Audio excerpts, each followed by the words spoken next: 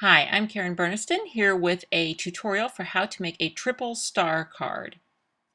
For the video today, I'm going to make the card in a patriotic 4th of July theme, but I've already made this card once before as a birthday card, and it could easily be any type of celebratory, maybe a sports card, or definitely it could be Christmas.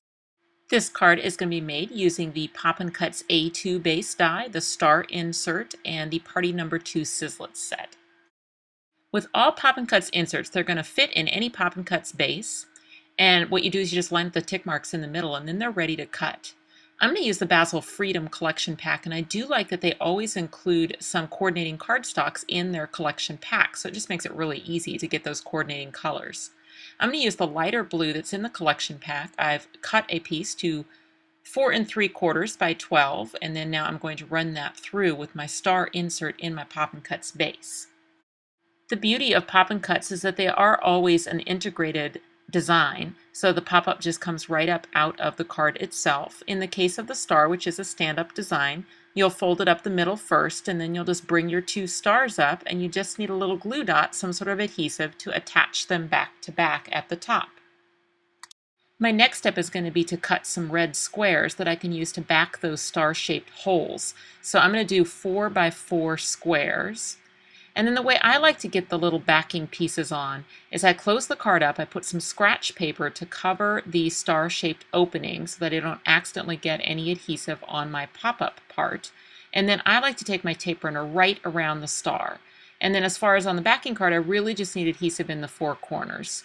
And then you'll see that that'll just cover up that little star as well as add some fun decoration to the front of the card. Once I get one side on, I can take that scratch paper off, flip it over to the other side, and repeat the exact same process on the other side. The little red squares are also going to provide some decoration inside the card. Once you open it, then you'll see the red through the star-shaped holes. For this technique, I'm going to triple my little star pop-up. So I'm going to take a 4 by 8 piece of pattern paper, right back over that star insert in my Poppin' Cuts base again, just kind of center it. And then what I'll get is I'll just get a smaller version of the pop-up stars. I really didn't need to waste the paper to do the entire thing. I'm going to cut most of that paper away. But first thing I want to do is just assemble my star like normal. So I just need that little glue dot up at the top and then press those stars back to back. There is that fold right up the middle, so I can get in there and work that fold as well.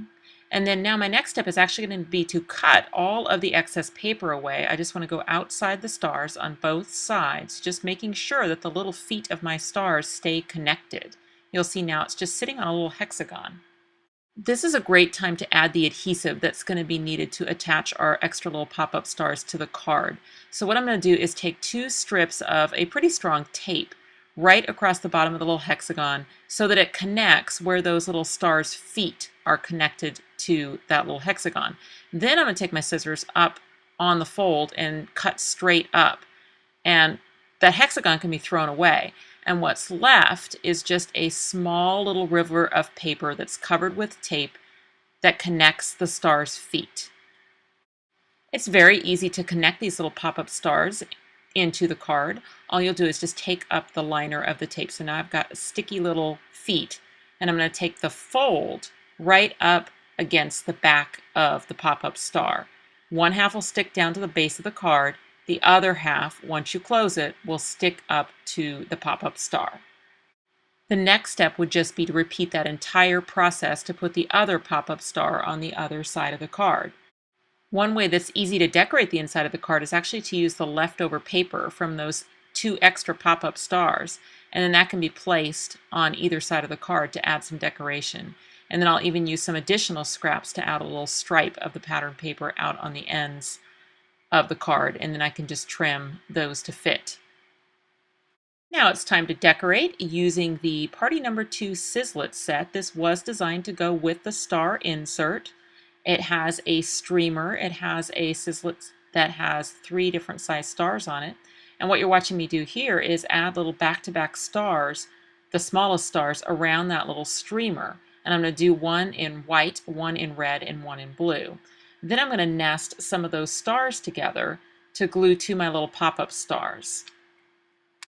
One thing that's important to remember when you are decorating a pop-up after you've already constructed it is that you definitely want to be pressing against your hand. You don't want to be pressing against the pop-up itself, because you could actually rip that star right off of its connection point if you put too much pressure against just it. So it is rather important that you put your hand into the star, and then when you're pressing your embellishments on, you're actually pressing against your hand and not against the pop-up. The streamers with the little stars at the end are going to be great, kind of popping up all over that pop-up as well. I'm going to go ahead and clip them down a little bit shorter so that they'll fit inside the card. And then the trick here is just to add a little glue dot to the end of the streamer and then choose positions, just lightly attach it at first so that you can close the card and make sure that that streamer is going to be hidden when the card is closed. So I'm going to use one little streamer with the stars at the ends in each of my little pop-up stars, just to add some more fun decoration. Now it's time to do the front of the card, and I am going to turn to one of my new framelit sets, the Funky label, and I'll choose sort of 2 of the sizes that are in the middle. And I'm going to do this fun technique where I'm going to emboss one of the framelits into a piece of cardstock. So I'll start with an impressions pad, then a silicone, then my cardstock, then my framelit with the blade side up. Then what I do is I run that through the Big Shot, and when it comes out, because the blade is up, all it's going to do is press that framelit into the cardstock and give it a really good emboss. What I can do is choose one of the little bit larger framelits to actually cut out this piece. So now I'm going to go back to my 2 standard cutting pads on top of all of my tabs closed, and then go ahead and cut that out. Now I did a little bit of inking on it and put that to the front of my card, and then I'm going to add another one of those streamers with some little stars out at the end, and this time I'll put a little pop dot underneath the star just to give it a little bit of dimension.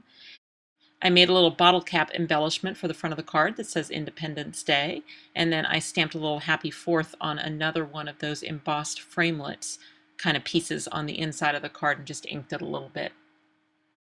The finished card is a standard A2 sized card. It will fit in a regular envelope and mail for a single stamp. Even though I made this card as 4th of July, I have also made it before as a birthday theme, so it's a very versatile little card. If you've enjoyed this tutorial, please feel free to subscribe to my YouTube channel, and you can always find ideas on my blog, KarenBurniston.com. Thanks for watching.